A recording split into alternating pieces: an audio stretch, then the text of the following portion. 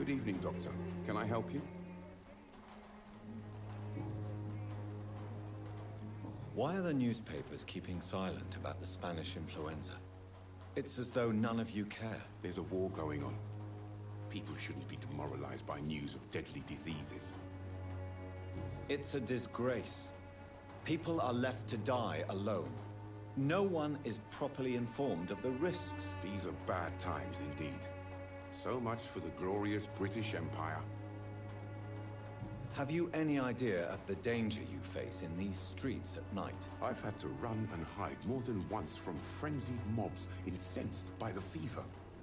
Do you think the flu is really responsible for this, Doctor?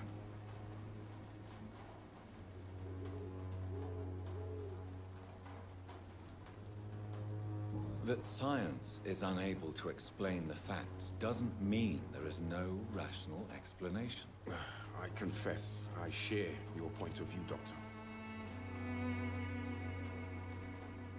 What is a journalist doing in this borough after sunset? He goes where none of his colleagues would dare to go, to inform the country. So you risk your life to reveal the truth. I saw many reporters do the same during the war. Whitechapel is the crucible of so many untold stories and tragedies. I want people to know them. That's quite honorable of you. But is the public interested? Not at all, sir. And that's why I'm an independent journalist, hoping to sell some stories.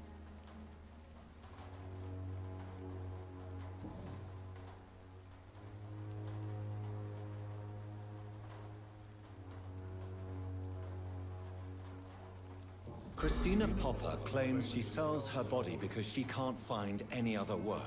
Do you believe her? Of course I do.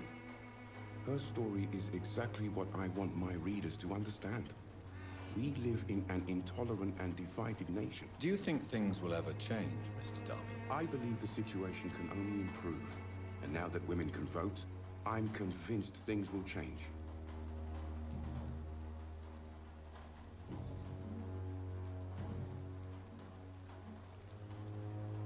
I heard you're investigating an underground medical dispensary in Whitechapel. What do you know about it? Not much, I'm afraid. They are wary of strangers, and I'm not really an acquaintance of theirs. Why do you care?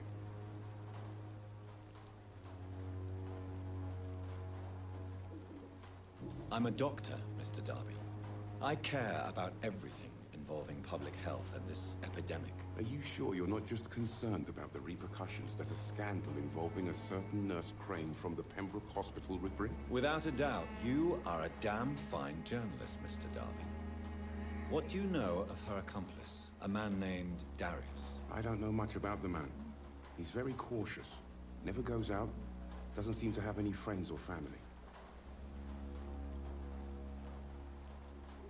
He has no relatives at all? No, except for that strange man, a poet named Richard Nethercott, who sometimes comes by.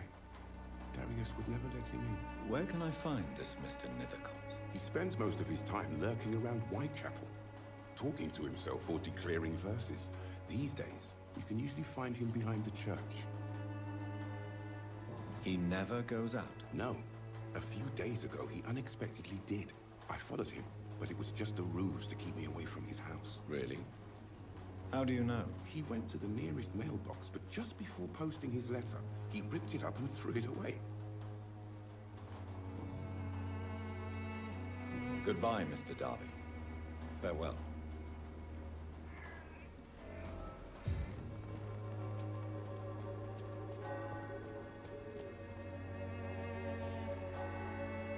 Forgive my interruption. Do not apologize, my son. Father Tobias Whitaker is always happy to teach mortals about the incoming Armageddon. I am Dr. Jonathan Reed, and I just have a few questions. A scientist? You are much more lost than I thought, my son. Have you any friends? Any family left in these terrible times? No. But I have a disciple I see as my son. He is so devoted.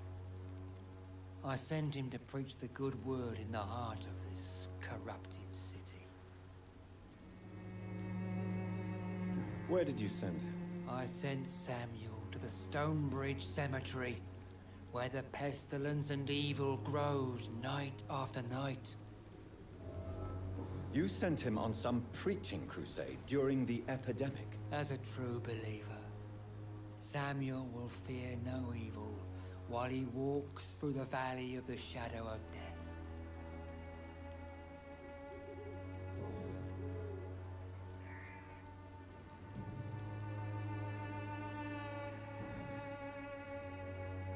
What do you mean when you say that I am more lost than you thought? All scientists are entangled in a world of causes and consequences, and most of them can't see the plain truth. Quite a judgmental opinion, if you ask me.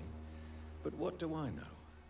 Blinded by science as I am. But you are seeking answers, aren't you? Answers about the Armageddon about to strike the city. Answers about the hidden truth. Well, I suppose I can spare a few minutes listening to your so-called truth. As a doctor, you must be aware of the decimating epidemic. But let me tell you that this so-called Spanish flu is just the beginning of the end. What do you mean? The beast is finally revealing itself, corrupting the flesh and the heart of men. With my own eyes I have seen them, those minions from the abyss. Really? And what would be your answer to this biblical threat? We must fight the disease before this legion outnumbers us. But not with scalpels and microscopes. No. What is left then? Cleansing fire.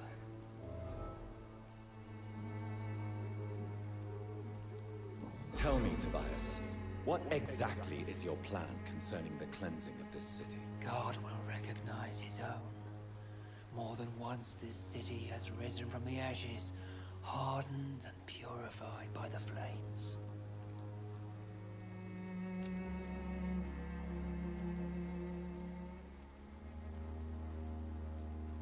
Purification by fire has proved useful, but where do you stop?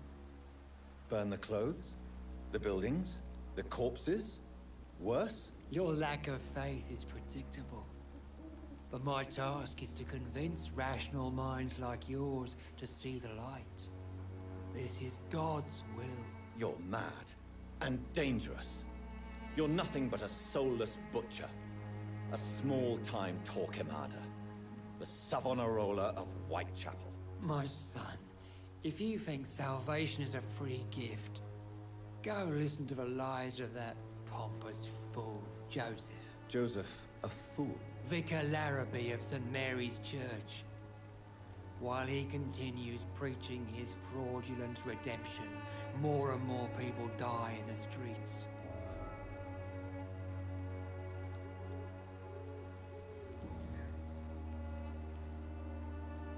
Do you know Nurse Dorothy Crane from the Pembroke Hospital?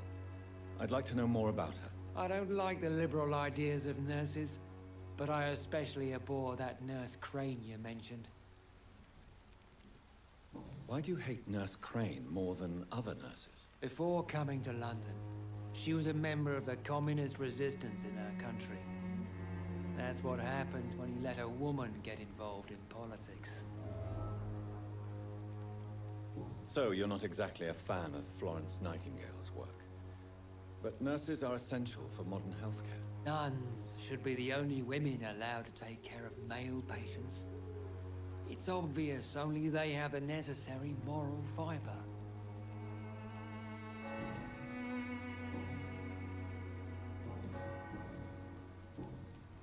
I have heard enough for tonight. Goodbye.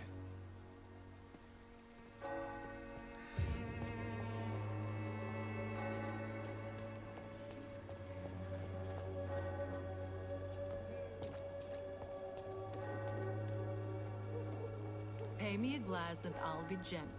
Pay me a bottle and I'll be nasty.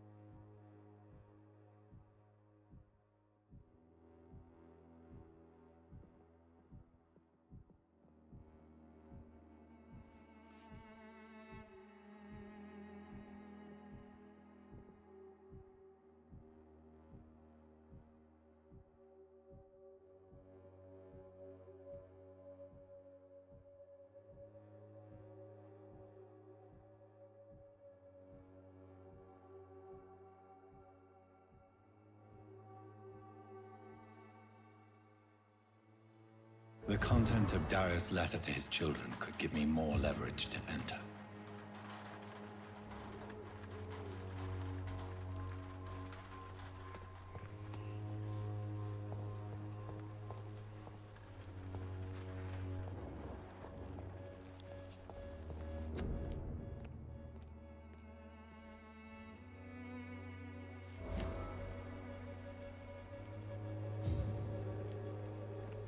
Good evening, miss. I'm Dr. Reed. I'd like to ask you a few questions. I know what you're thinking. A tall stranger who meets a girl in the street at night. It reeks of the penny dreadfuls. But I mean you no harm, truly.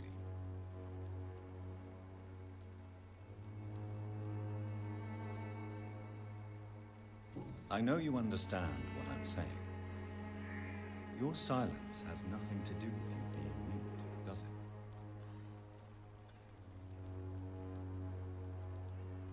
it? Melia, I know you work for Dorothy Crane. Please tell me about her secret dispensary.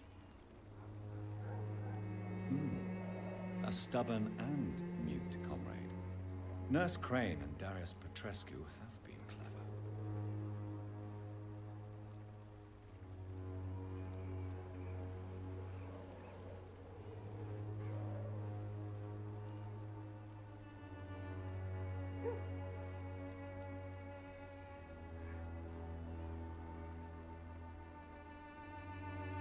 Very well. Goodbye then.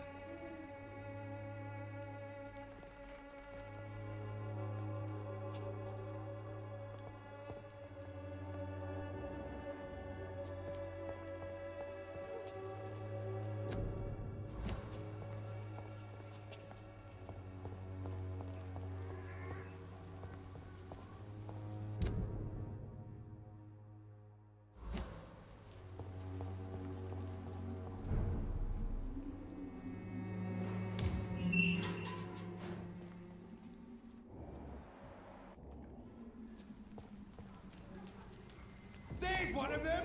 Watch him! God wants me!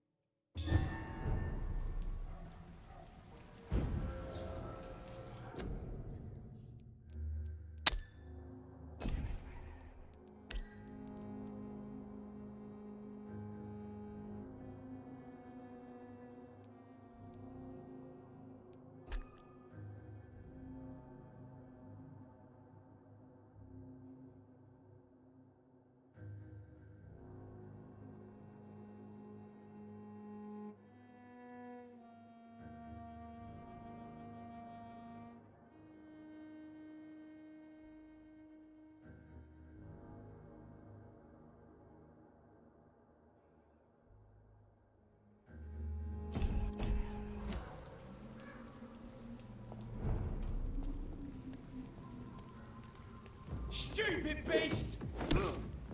Stay back! Snuff it, Leech!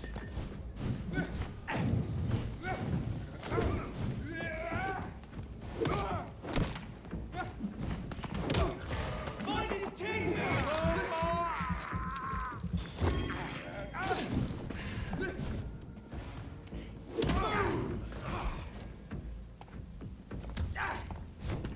Bloody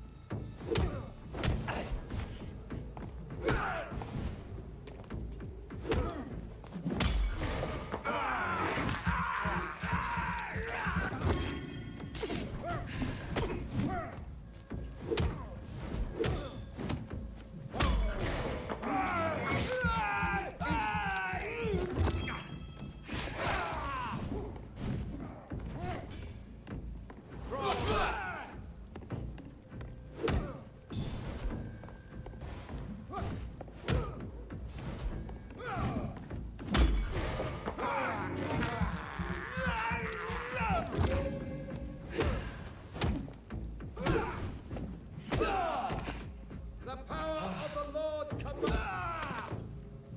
This man stunned me with his faith. His crucifix. This is not good news.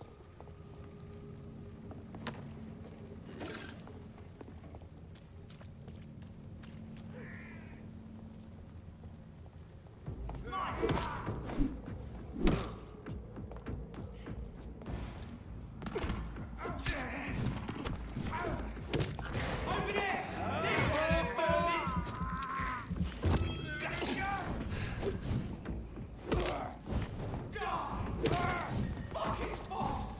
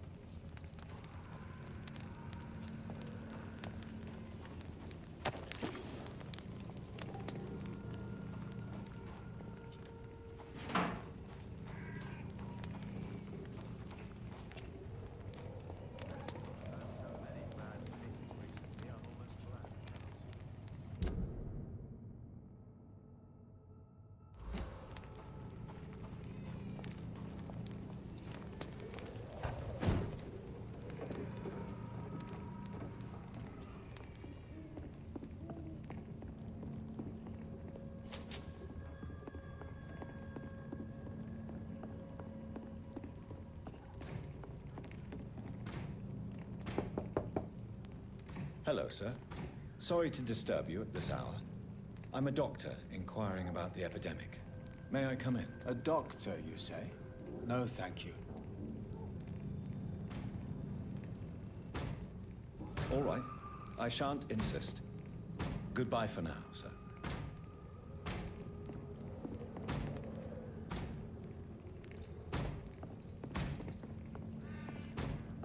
Many bad things recently. I'm almost glad I can't see them. Good evening, sir. It's me again. Leave me alone, I say, whoever you are. All right. I shan't insist. Goodbye for now, sir.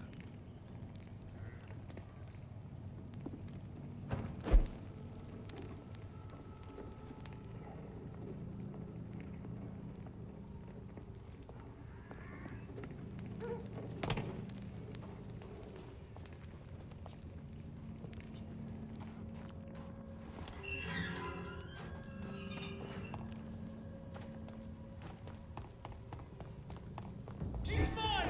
I'll take it!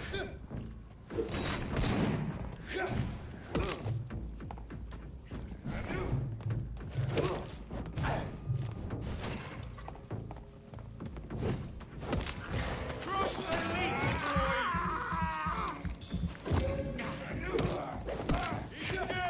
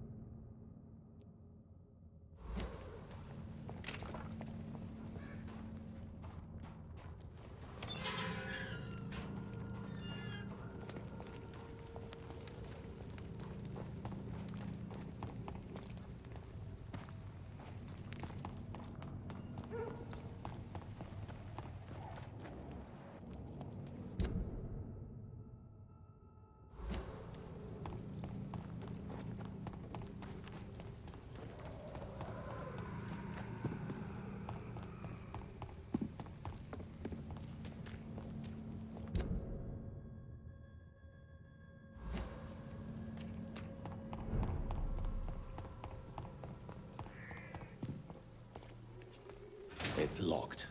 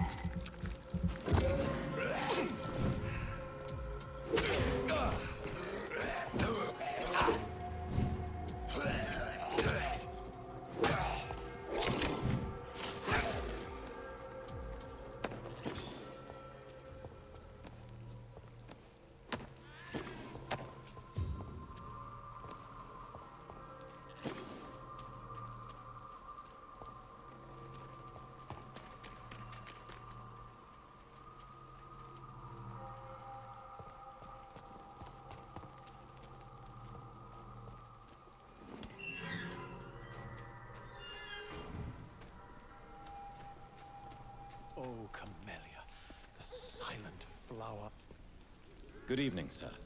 I'm Dr. Reed. I would like to ask you a few questions. Please be my guest. Although I may not be the best informant regarding this part of town, my words speak about that which the eyes cannot see. Really? Are you an artist of some kind? I'm a poet, sir.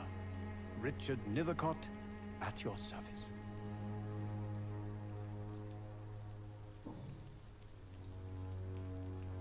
May I ask what you're doing at this hour of night, sir? Do you live here? Not at all. I'm just enjoying the pleasure of a quiet walk. Though night talks are always preferable, if you ask me. Especially with strangers. But are you not afraid of the epidemic? Oh, why should I? I see some equity in the Spanish flu. No flesh should be saved, say the scriptures. Good or evil, rich or poor, all are equal in the eyes of the flu. If you say so. But as a physician in a time of epidemic, I must caution you to avoid unnecessary exposure, sir. Thank you, Doctor. But we both know the seeker of truth has to go boldly where the weak dare not. What are your thoughts on the terrible situation in this city? Terrible, you say? No. Of course, the death of so many innocents is a tragedy. But the scourge has not been all bad for the city. Oh, no, sir. What are you talking about? Do you remember London before the flu?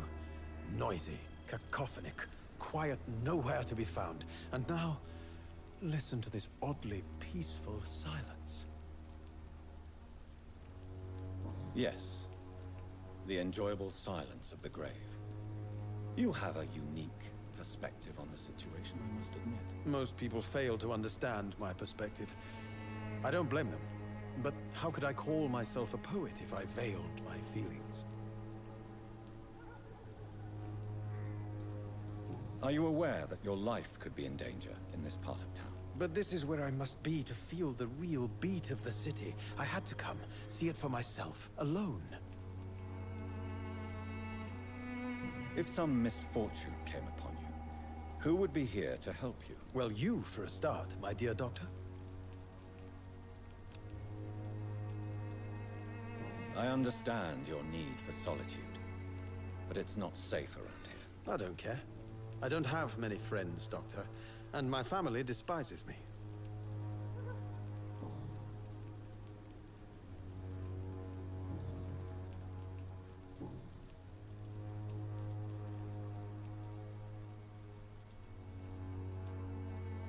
Tell me, Mr. Nethercott, why seek inspiration in Whitechapel? The place is not beautiful per se, but how to explain it? Stirring and challenging. In what way, exactly? The struggle by gaslight, the barren smiles and the added hunger under the rain. If you say so. Such vibrant antagonism and vivid paradox. The stripped humanity raged across each street. Vivid, of course, yes. And what about the poignant distress? Oh yes, the poignant distress. You see what I mean, don't you? That's what I want to write about, and that's what Whitechapel is made of. Do you not think it a little morbid? On the contrary, sir. Whitechapel is full of life, full of beauty. Just like my dear muse, the wonderful Camellia. What can you tell me about Camellia? Not much, and that's the beauty of it. She can't speak, you know. She's a locked mystery who exhales kindness and sweetness. And have you ever tried to learn more about her? Where she lives, how she survives, whom she may know? Maybe I prefer she remains an enigma. Reality can be so dull, don't you think? Perhaps you're just afraid to find out the truth about your muse. One day, perhaps, I'll ask her to come with me. But will she still be my wild flower of Whitechapel if she moves uptown?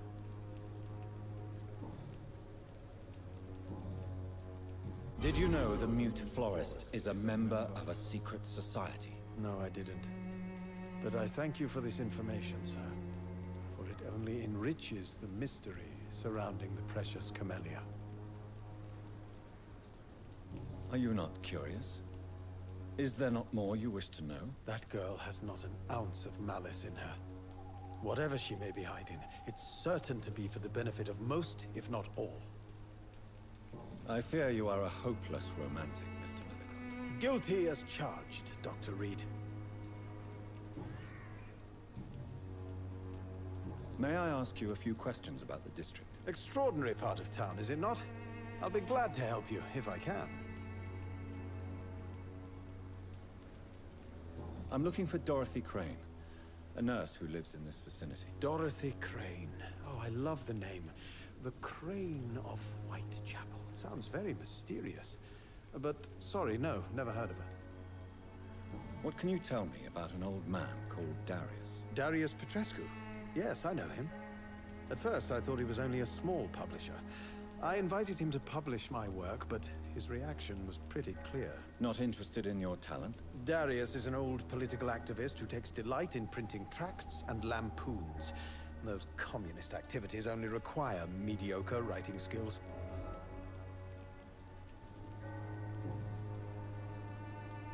I'll leave you alone. Darius is a bit less of a mystery now. It should not be that difficult to incite him to let me in.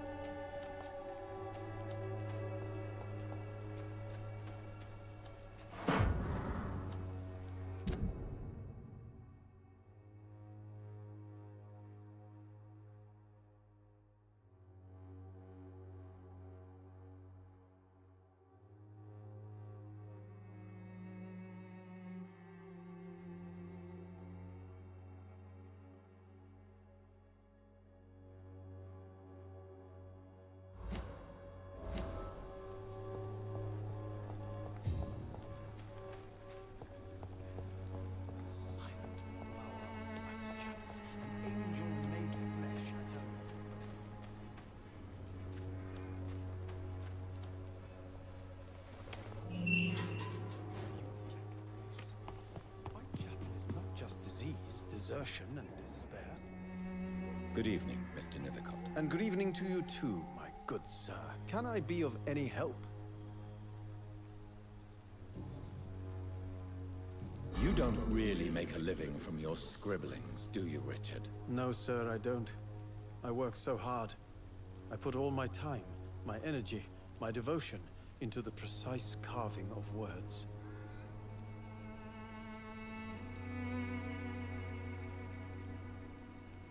Still, you don't seem to suffer from poverty. With thanks to my parents, actually. I'm afraid I would not be able to live on my own without their help. You seem embarrassed. Someday I hope to proudly offer my first publication to my parents. Until that day, I'll remain the failure of a son they have to support.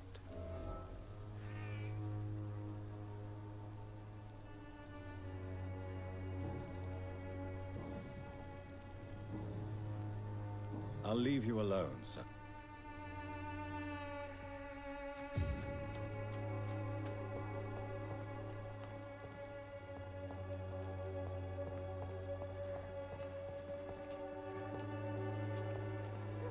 Hello again, miss.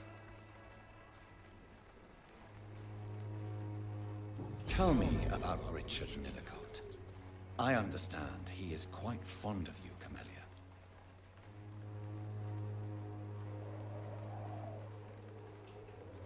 Very well.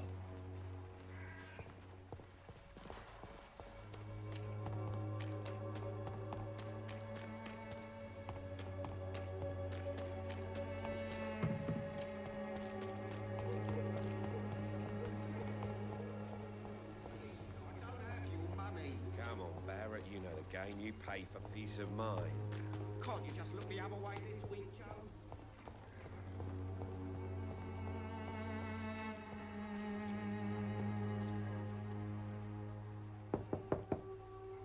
Mr. Petrescu, just 1 minute, please. You again. Go away.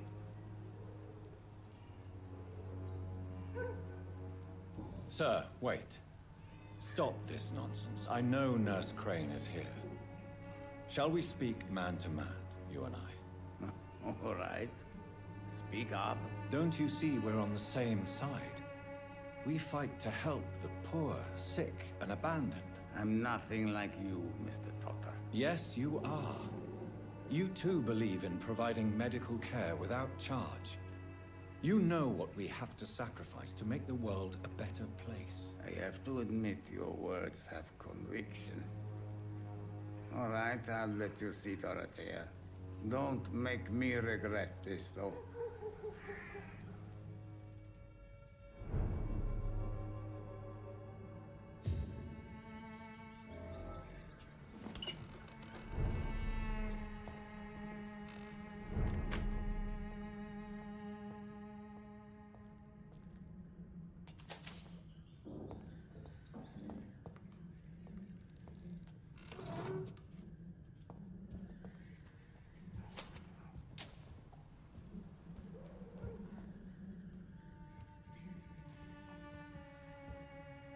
If you want to talk to Dorothea, you must go across the courtyard and take the stairs. We've not been formally introduced.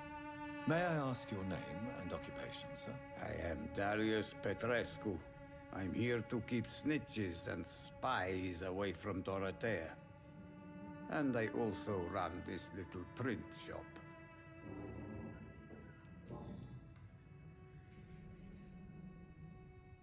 So Dorothy's real name is not Crane. Like myself and many people in this area, Dorothea is from occupied Romania. That's all you need to know. She seems important to the community. More than you can imagine. The West End does not want to hear of Whitechapel's misery. Dorothea is one of the few doing something about it. Tell me everything you know about Camellia, the mute florist. I do not believe in the afterlife, Doctor, but I'm almost convinced Camellia is an angel. She volunteered to give out our medical leaflets. Are you not worried for her safety? She is as brave as she is tough, and clever, too. If only I had met her when I was younger. Are you in love with Camellia, Mr. Petrescu? Don't be stupid. If I had met her when I was younger, we could have won our revolution. Who is she, really? Do you know where she's from? She's not from around here, that's all we know. Camellia is not even her name. It's her favorite flower. You say she has no close family? Well, there's that awful poet who constantly follows her around like a lost puppy. A good man for sure, but a very poor writer.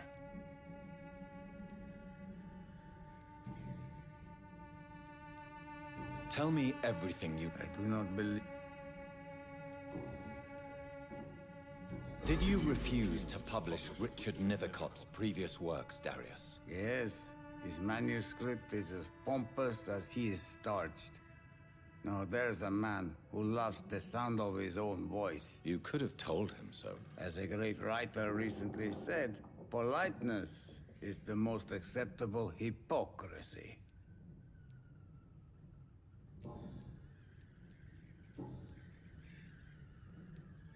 Do you have any family left, Mr. Petrescu? Children or grandchildren? Who knows? I have abandoned my people for so long, they might as well be dead. As dead as I am for them, I suppose.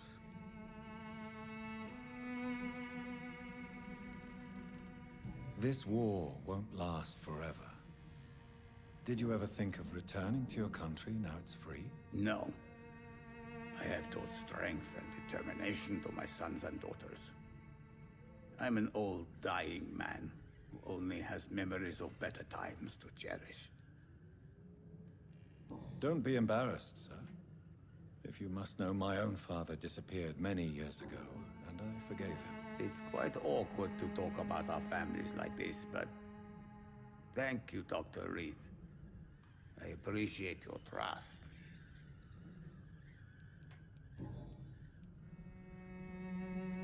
How did you meet Nurse Crane, Darius? Why does she trust you?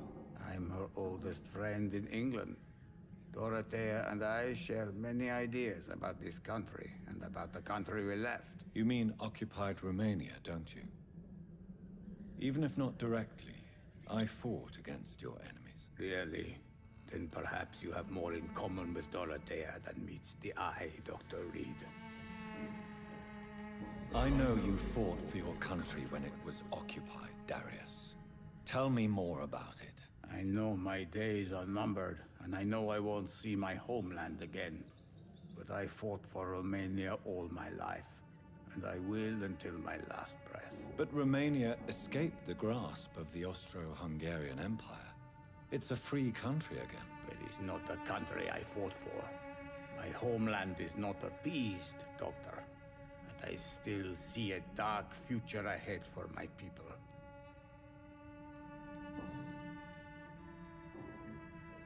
Goodbye, Mr. Petrescu.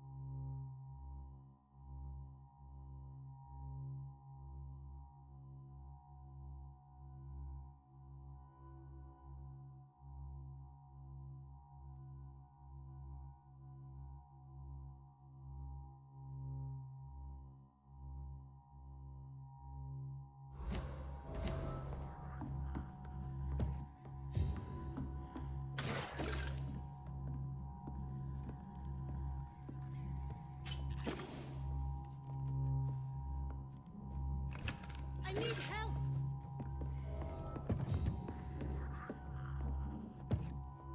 What do we have here, nurse? Patient Razvan Vasily. High fever running on 3 days. Complaints of dizziness, muscle aches, and head pain. Diagnosed with influenza. Treatment? Aspirin and salicin for the fever and discomfort. Liquids for dehydration, but he's having trouble keeping even water down. Thank you, nurse. Anything else I should know? He did lose consciousness this morning, but he's never had convulsions like these. He's not convulsing, he's choking. He's not getting any air. Scalpel! Hand me that scalpel! What can I do, Doctor?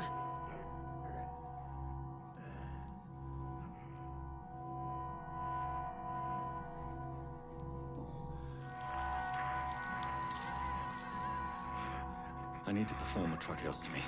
Short pipe. That rubber tube will do. We're going to cut a passage for air through the neck. Yes, Doctor.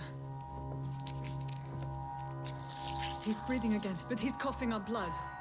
Internal hemorrhaging. I need to make another incision into the chest cavity to drain the fluids from the lung. Prepare another tube. A thoracostomy? Doctor, we've nothing to fight the infection. We need an aseptic environment.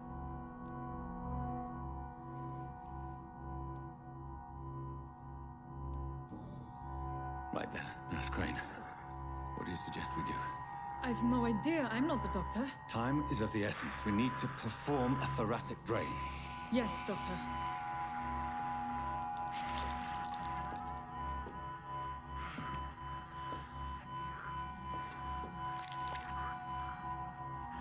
He's still bleeding, Doctor. I'm losing his pulse. The drain must have punctured the intercostal artery. There's too much blood. Are you all right, Doctor? I can't see.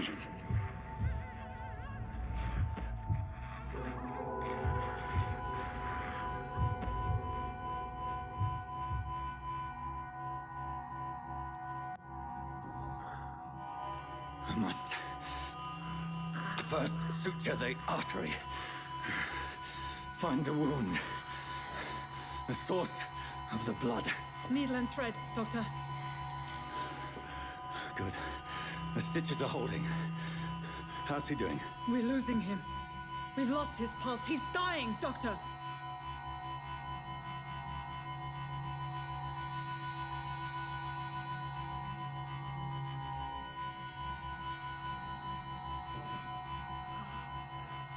A dose of epinephrine, now. Yes, Doctor.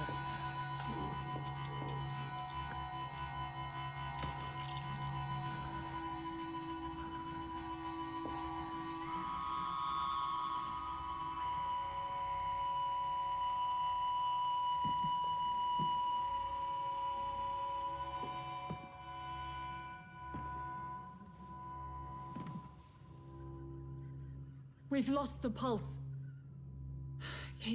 He's gone, Doctor. Nurse, we did everything we could. Truly? Everything you could. Is that how you'll report this in your log? Is this how the war went? Piling up one poor corpse beside the next? This was not an influenza-induced seizure.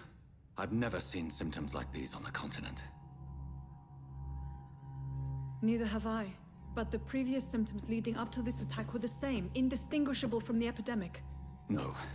There was something more vile in these reactions. Something primitive. There have been numerous reports of mental breakdowns caused by the fever that accompanies the flu itself, Doctor. Yes, but... I'd best take some samples of the blood for analysis.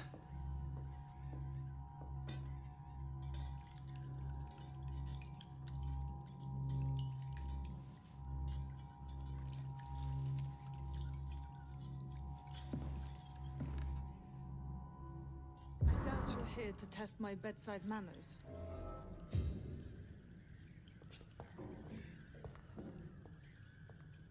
To what do I owe this courtesy?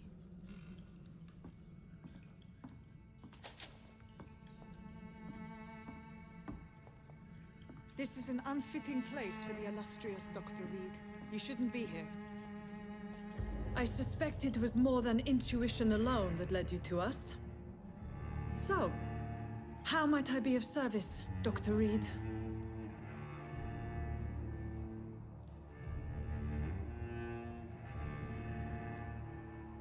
Your heart might be in the right place, but you can't carry on with this blackmail. For God's sake, Dorothy, it's extortion. It's a serious crime. Doctor, you think your warnings scare me? I've stolen and plied, blackmailed and lied, but what else am I to do? I'm all these people have.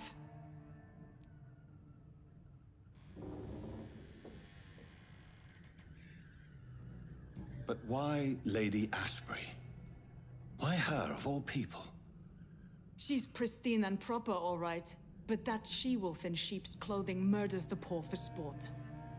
I have her where she belongs, and I'll milk her for all she's got. Dr. Swansea is a sensible and honest man. He wouldn't have refused your friend's care at Pembroke.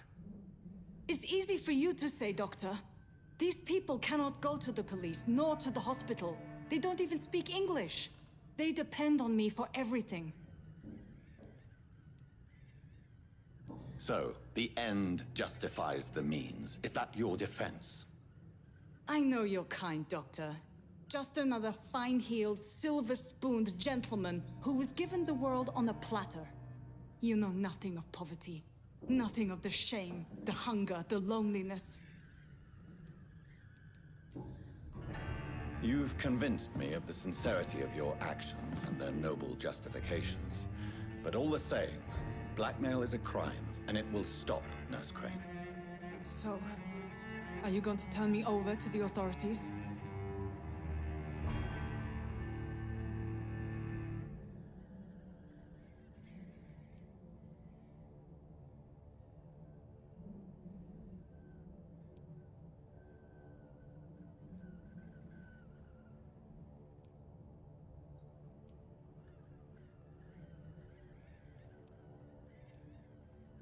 Listen very carefully, Dorothy. You will erase from your memory everything you pretend to know about Lady Ashbury and Pembroke Hospital. Let that rich bitch off the hook over my dead Nurse body. Crane, enough. Listen as if your life depended on every word. I know you've a generous heart who gives freely to those in need, but you shall walk away from the shadier streets of your business. I will never abandon... Dorothy, the discussion has come to a close. Your clandestine activities in the Resistance are over. Let it go. I'll let it go. Yes.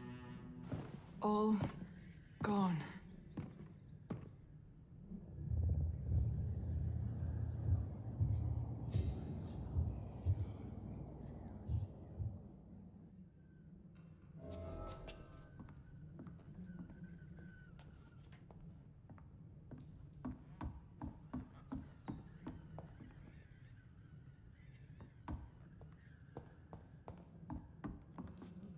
I cannot enter.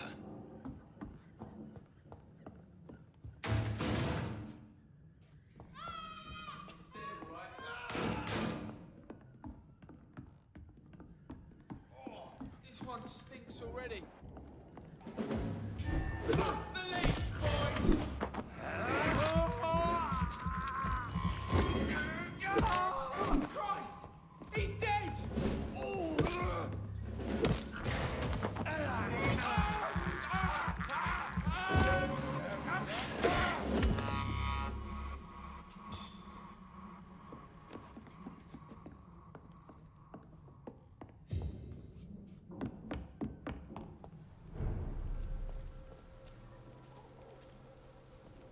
Over there!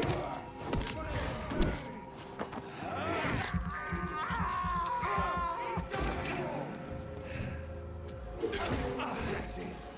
Got that king. Leech Christ!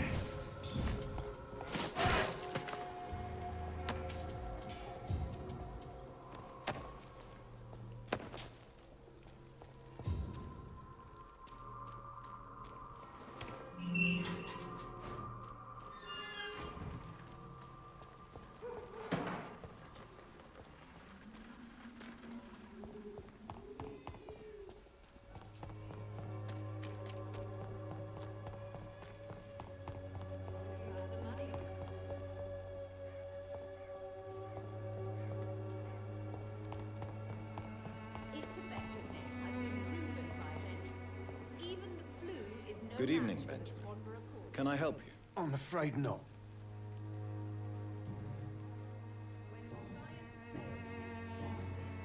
A gun, alcohol.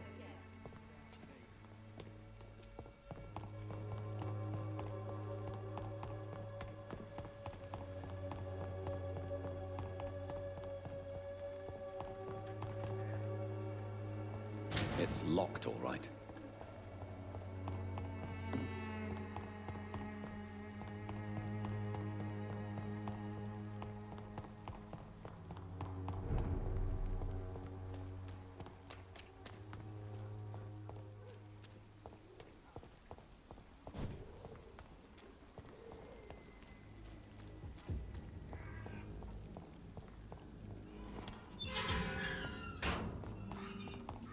human blood. Whoever left these marks did so deliberately.